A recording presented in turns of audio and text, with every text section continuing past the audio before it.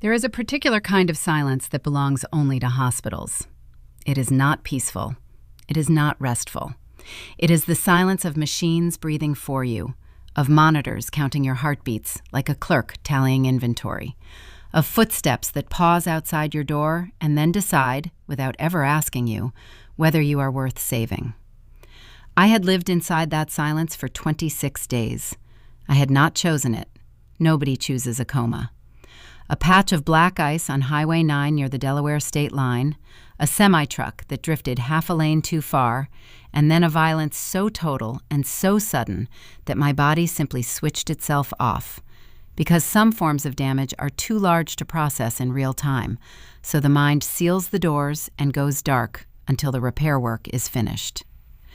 The repair work was extensive. 2 broken ribs, a fractured clavicle, a subdural hematoma on the left side of my skull that the neurosurgeon, Dr. Anita Patel, described to my husband as manageable but requiring patience. Patience, of course, means different things to different people. To a doctor, it means careful monitoring, daily assessments, incremental hope. To a husband with a gambling debt of $240,000 and a life insurance policy worth $1.8 million, patience means something closer to a countdown. His name was Daniel Caldwell, my husband. 41 years old, a commercial real estate broker from Wilmington, Delaware, and by every measure the world uses to assess a man's character, he appeared to be a good one. He coached youth soccer for 3 years. He volunteered at a food drive the previous Thanksgiving. He cried at the hospital press conference after my accident, his hands trembling as he held a photograph of us and said into a bank of microphones that I was the best thing that had ever happened to him. He was not lying exactly. I had been. For 11 years, I had been the stable current running beneath the surface of a man who was, beneath his composed exterior, perpetually drowning. I had not known about the gambling. I had not known about the offshore accounts, or the loans taken against our house, or the calls from collection agencies rerouted to a second phone I didn't know existed. I had not known about any of it because Daniel was meticulous in the way that only frightened men can be, the way that men who have built an entire second life in the dark become expert at managing light. I had not known about Meredith either. Before we continue, if you're enjoying this story, please hit that subscribe button and tell me in the comments where you're watching from and what time it is there. I read every single comment. Thank you. Meredith Cole was 34, a marketing consultant who had met Daniel at a hotel bar in Atlantic City 11 months before my accident. She had known about me from the beginning, the marriage, the house in Wilmington, the life Daniel maintained in the daylight. And she had decided, with clear eyes and full information, that she wanted her share of it anyway. By the time I was admitted to St. Carmichael's Medical Center, she had already helped Daniel calculate his debts, helped him draft correspondence to the insurance adjuster, and had been the one to suggest that the clause covering accidental death was worth understanding clearly. She had helped frame the arithmetic of my life in purely transactional terms and had found the numbers satisfactory. My accident was exactly what it appeared to be. The ice was real. The truck's dash cam confirmed the sequence of events. Daniel had been at a client dinner in Philadelphia when the call came at 9:47 p.m. There was nothing to investigate. There was only a woman in a coma, a husband who visited every morning, and a prognosis described as uncertain. What nobody in that hospital knew was that my brain was healing faster than anyone expected. Dr. Patel had noticed it first, subtle shifts in my EEG readings, a flicker of responsiveness to auditory stimulus that shouldn't have been present yet. She had noted it in the chart and scheduled additional assessments, but had not mentioned it to my family. In 20 years of practice, she had learned that premature hope is sometimes crueler than maintained uncertainty. She wanted to be sure. I became sure on the morning of day 24. It did not happen the way it happens in movies. No sudden gasp, no dramatic opening of eyes. It happened quietly, gradually, the way a radio station comes in as you drive toward a transmitter. First sensation, the weight of blankets, the pull of the IV line at the back of my hand. Then sound, the steady beep of the cardiac monitor, someone's shoes squeaking on linoleum. Then awareness, not of where I was, I understood that immediately, but of what I should do. And what I understood, without fully knowing why, was that I should not move. I would say later that it was not a conscious decision so much as an instinct. Something in the quality of the silence around me felt wrong. I had been a woman who paid attention. 11 years of living with a man who operated in half-truths will sharpen your instincts whether you want them sharpened or not. I had never been able to name what I noticed. I had only ever felt the low, persistent hum of something being withheld. And lying in that hospital bed, my eyes sealed shut, the hum returned, louder now and unmistakable. I waited. I listened. On the morning of day 26, Daniel arrived at his usual time, just after 9, when the nursing shift had settled and the hallway traffic was lightest. I heard the door open and felt the particular displacement of air I had always associated with my husband, his size, his deliberateness, the way he moved through a room as if he owned it. I kept my breathing slow and even. I had spent 2 days practicing stillness, learning to suppress the instinctive flicker of response that my body wanted to offer when it detected familiar stimuli. I had become, in those 2 days, a very convincing unconscious woman. He sat down in the chair beside my bed. I heard the familiar creak of the cheap vinyl visitor's chair. He was quiet for a moment. Then he took out his phone and made a call. "Quote 1, he said, without preamble. His voice was low, not whispering, but careful. Quote 2. A pause. A female voice on the other end that I could not fully make out. Quote 3, Daniel said. Quote 4. My left hand was under the blanket resting against my thigh. I had positioned it there deliberately. On my wrist, beneath the hospital bracelet, was my smartwatch, a gift from my sister the previous Christmas, with a cellular connection independent of Daniel's family phone plan, because I had always, for reasons I could never quite articulate, kept one financial and technological thread entirely my own. It had been on my wrist when the paramedics arrived. Nobody had removed it. I had spent most of day 24 figuring out which buttons to press, moving my fingers in millimeter increments beneath the blanket, navigating by touch to the recording function. The watch could record up to 4 hours of ambient audio and sync automatically to a cloud account Daniel had never had access to. I pressed record. "There's a window here," Daniel continued, still in that careful, measured voice I recognized from his business negotiations. A voice stripped of warmth and reduced to pure calculation. "Patel is at a conference in Boston this weekend. She's handing Rachel's case to the on-call neurologist, somebody named Chen who doesn't know the history. If the vitals were to show a significant deterioration, if the numbers started moving in the wrong direction, there would be a natural conversation about quality of life, about what Rachel would have wanted." A longer pause. Meredith asking something specific. Not me, not directly. It could be as simple as a disconnect, the wrong button pressed by the wrong set of hands at the wrong time. These things happen in hospitals. People are overworked. It's the kind of thing that gets reviewed, found to be human error, and filed away. I lay perfectly still and let the information move through me like cold water. I had suspected something. I had not suspected this. There is a difference between the vague alertness of a woman who has spent years sensing that something in her marriage is not right, and the specific, concrete, fully articulated knowledge that your husband is sitting 18 inches from your body discussing the logistics of your death. One is a feeling, the other is a fact, and this fact had a physical weight to it. I could feel it pressing down on my sternum like a stone. I breathed. I did not move. I listened. He stayed for 40 minutes, working through timelines and policy language and the specific nursing schedules he had apparently memorized. He was so composed, so administratively fluent, that I understood he had been planning this for a long time. Not since my accident, before my accident. He had known the policy terms because he had studied them. My accident had been an opportunity, not an initiation. I was not a wife to him. I had not been for some time. I was a line item, a problem with a solution that required only timing and the right set of circumstances. Lying there, I thought about the 11 years. I thought about the house I had decorated room by room with a care that now embarrassed me. Every chosen color, every piece of furniture, every small domestic decision made with the sincere belief that I was building something real. I thought about the credit cards I had paid down and believed were cleared, the vacations we had taken on money I thought was ours, the future we had talked about in the easy, unguarded language of people who trust each other completely.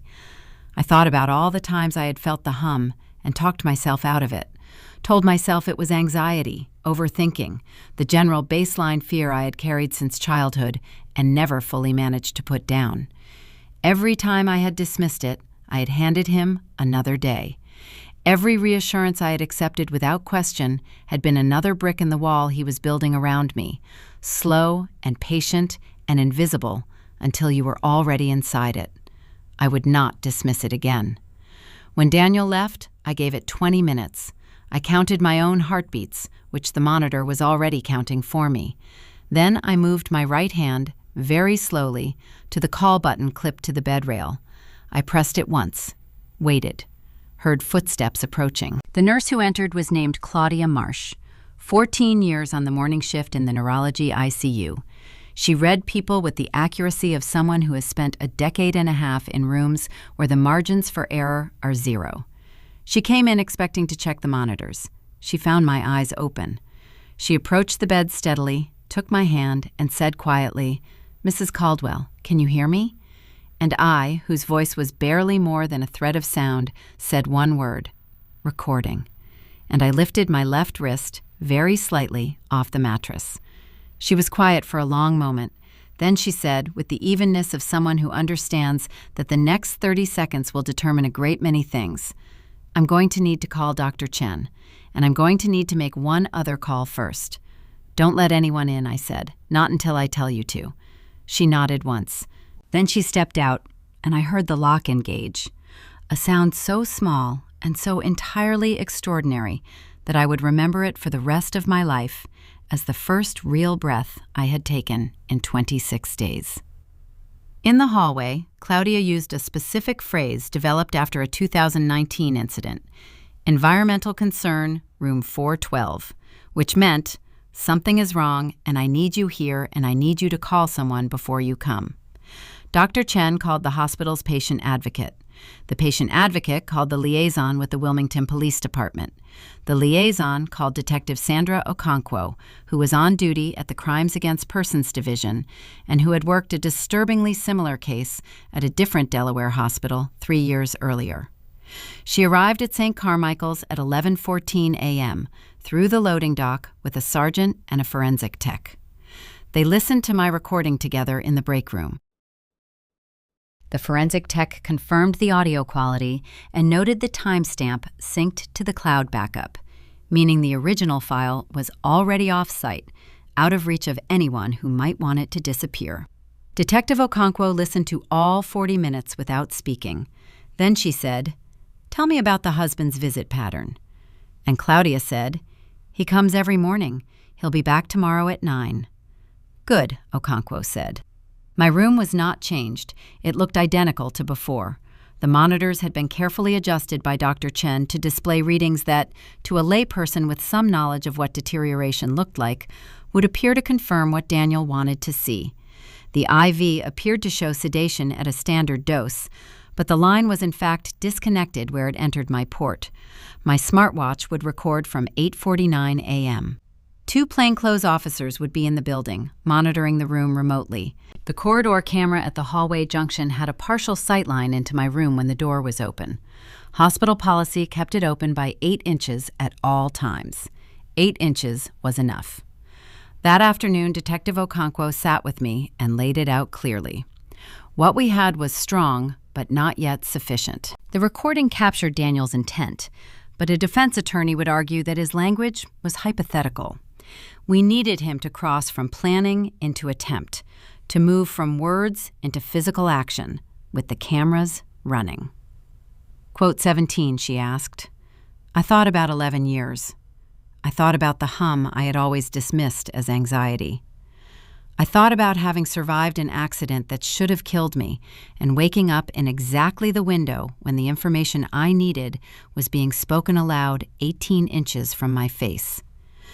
I thought about the word patience and what it had meant to him while I lay in that bed. I thought about Meredith helping him calculate the numbers of my life from a hotel room in Atlantic City.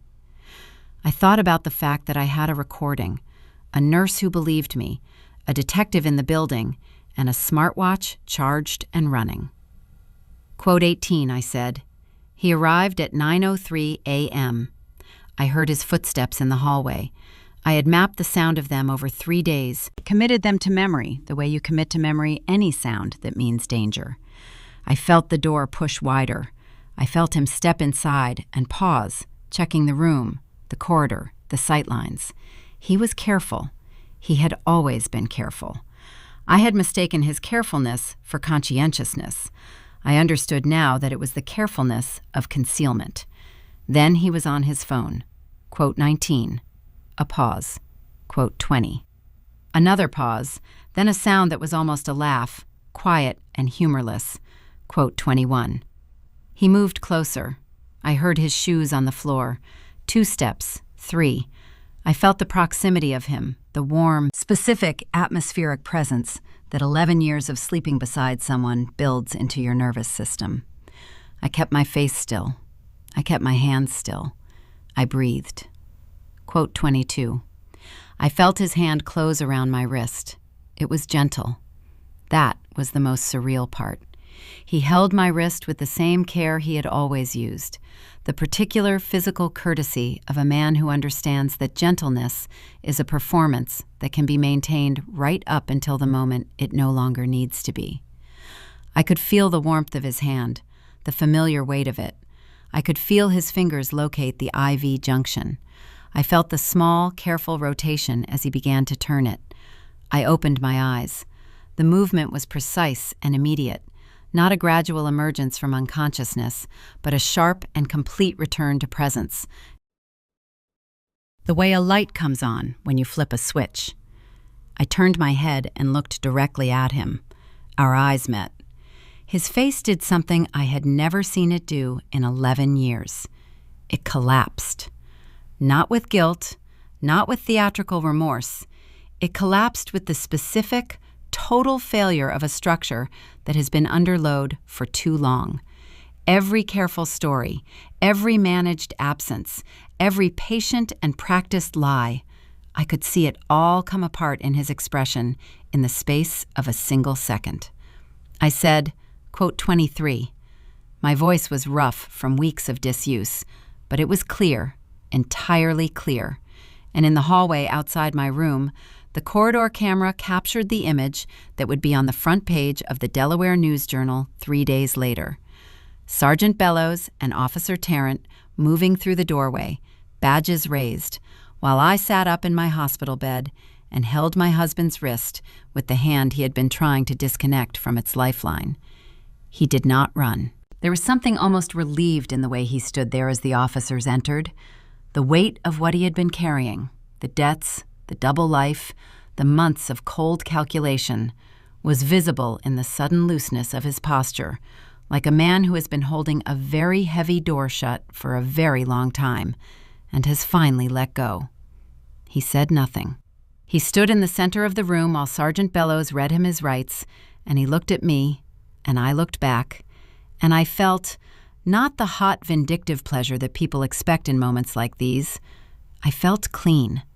I felt the way a room feels after a window has been opened and the old, stored air has finally moved. He was taken into custody at 9:11 a.m. Meredith Cole was arrested at her apartment in Philadelphia at 10:48 the same morning. The call she had been on with Daniel during his visit, captured with perfect clarity on my smartwatch, was already a matter of forensic record. She had said enough, in enough specific detail, to establish conspiracy to commit murder under Delaware criminal statute. She had known the plan. She had participated in its refinement. She had been, in the language of the indictment, an active and knowing participant who had contributed material planning and encouragement to the intended act. The trial was brief, as trials go when the evidentiary record is this complete. The audio from my smartwatch was admitted in full. The corridor camera footage was admitted. Daniel's phone records showed not only the calls to Meredith, but a series of searches conducted in the weeks before my accident. Delaware insurance law, ventilator dependency and policy payouts, hospital visitation protocols. His financial records revealed the full scope of the debt, $241,000 across 6 accounts, 3 of them in my name without my knowledge. He had been forging my signature for at least 3 years. The woman who had believed she was building a shared life had been, in parallel, being used as a financial instrument. Her name, her credit, her existence converted into borrowed capital to sustain a life she was never allowed to see. Meredith's defense, that she had been manipulated, that she had not fully believed the plan was real, was rejected after 9 hours of deliberation. Daniel's attorney offered an argument about financial desperation and psychological dissociation. The jury deliberated for 4 hours. The foreperson, a retired schoolteacher from Newcastle County, later said that the deliberation had been brief, primarily because the argument about dissociation was an insult to the intelligence of everyone in the room. Daniel Caldwell received 40 years without the possibility of parole. Meredith Cole received 18 years. The insurance policy was voided. The house in Wilmington, mortgaged twice without my knowledge, was seized in asset recovery proceedings. I received enough from the civil judgments to begin again, not comfortably, not easily, but on a foundation that was, for the first time in 11 years, entirely my own. People asked me afterward whether I had been afraid, whether there had been a moment lying in that hospital bed, his hand on my wrist, the full knowledge of what he was doing pressing down on my chest, when I had wanted to simply break, to gasp, to cry out, to abandon everything and just scream for help. I always took my time with that question because it deserved a careful answer. Yes, there had been a specific, precise moment when I felt his fingers locate the IV junction and begin to turn it, and I felt the fear move through me like a current, cold and total and entirely real. I understood with absolute clarity that I was very close to the place where everything goes dark and doesn't come back. I could feel the smallness of the distance between where I was and where he intended me to be, and it was the most alone I have ever felt in my life. And then something happened. The fear didn't disappear. It became very small and very contained, the way a fire becomes small when you've taken away everything that feeds it and replaced it with something else. What replaced it was a thought, not dramatic, not cinematic, just a simple, flat, declarative thought. I know what you are now. And I opened my eyes. That is the thing about people who move through your life with concealment as their primary mode of operation. They are dependent on your not knowing. They require your ignorance the way a machine requires fuel. When the ignorance is finally and irreversibly replaced with clarity, when you know fully and completely exactly what you are dealing with, the dynamic shifts in a way that cannot be undone. The power they have exercised over you has always been borrowed power, taken from your willingness to continue believing the story. The moment you stop believing it, the borrowing ends. I stopped believing the story at 9:09 a.m. on a Tuesday in late November in room 412 of St. Carmichael's Medical Center, when I opened my eyes and watched my husband understand in real time that the story was over. I live now in a rented apartment in a city I had always wanted to live in and had never quite gotten around to because there had always been another reason to stay where I was. I have a dog, a large, undisciplined, enormously affectionate golden mix named George, who is incapable of deception of any kind and whom I consider, without irony, one of the best decisions I have ever made. I am in therapy with a therapist I chose carefully and have told everything to, because I have discovered that telling everything to someone you trust is one of the most efficient antidotes to a decade spent offering partial truths to someone who didn't deserve the full ones. I am not entirely healed. I am not in any particular hurry to be. Healing from this kind of sustained, intimate damage is not a matter of months. It does not progress in a straight line. There are days when the knowledge of the past 11 years sits on my chest like something physical, the full weight of what I gave and what was done with it. There are days when I move through ordinary moments and find myself briefly back in that room, feeling the warmth of his hand on my wrist and the small, careful rotation of his fingers, and I have to remind myself that what I felt in that moment was not love betrayed, but clarity arriving. There are days when I hear a version of his voice in my own head, the voice that spent a decade making me feel that my perceptions were unreliable, that the hum I felt was anxiety and not information. On those days, I do something simple. I sit with the feeling. I let it be exactly what it is, the echo of something that was real and that damaged me, and which is now, slowly and incrementally, becoming the echo of something that is over. The smartwatch I still wear, not as a wound, not as a monument, but as a reminder of what it means to trust what you know, to keep one thing, one door, one thread, one account, entirely yours. To understand that the capacity to save yourself is sometimes already on your body. You just need to figure out which button to press. I kept that one thread because something in me, some quiet part that had been watching and listening for years, understood that a time might come when I would need a door that only I held the key to. I did not know what that time would look like. I only knew that when it came, I wanted to be ready. That quiet part of me, the part I had spent 11 years being taught to distrust, turned out to be the most reliable thing I owned. The last time I saw Daniel was at sentencing. He turned at the end when the bailiff moved to lead him out.